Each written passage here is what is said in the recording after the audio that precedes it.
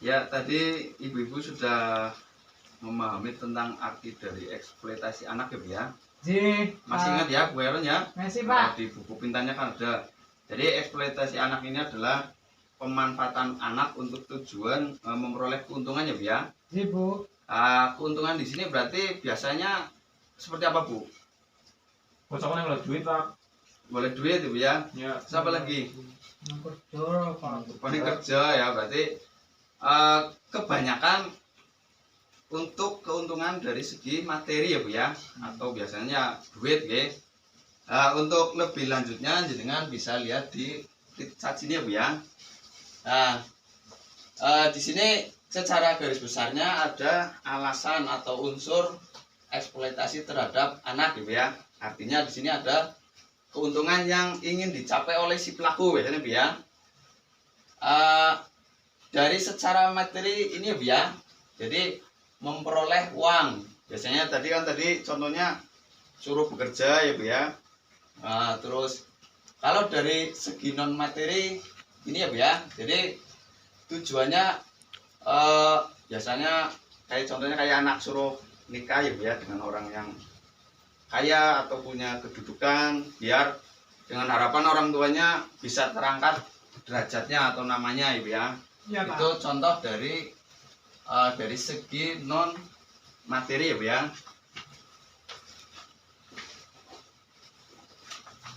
Terus kemudian jenengan silakan buka di buku pintar jenengan ya Bu ya. Nomor piro Pak? Halaman 43 Bu.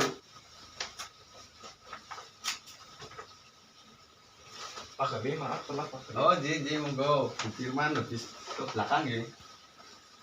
Di halaman 43 ya Bu ya.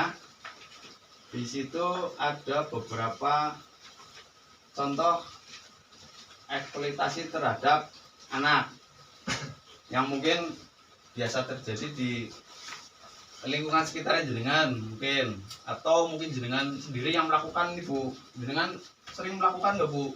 Insya Allah Pak. Insya Allah. Ya jangan sampai ya Bu ya. Sampai Bu.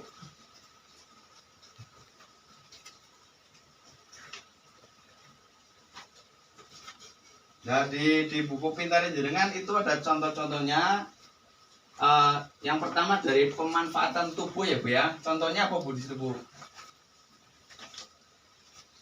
Bu Fakih mungkin bisa membacakan satu contoh Bu. Pornografi. Pornografi ya.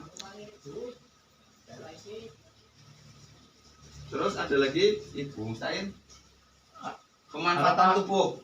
Dari tubuhnya si anak itu yang dimanfaatkan atau dieksploitasi oleh pelaku. Anak yang dilacurkan Pak. Anak dilacurkan. Terus kemudian contoh lain pemanfaatan tenaga si anak. Anak Bu pengemis Heron. Pak. Apa Bu? Anak pengemis Pak. Mengemis Sing ya. cacat biasanya Pak kira pada anu sih Pak. Jadi pemulung Pak. Anak mengemis atau Pemulung, anak memulung. Jadi kuli Pak. Jadi kuli ya, mungkin apa?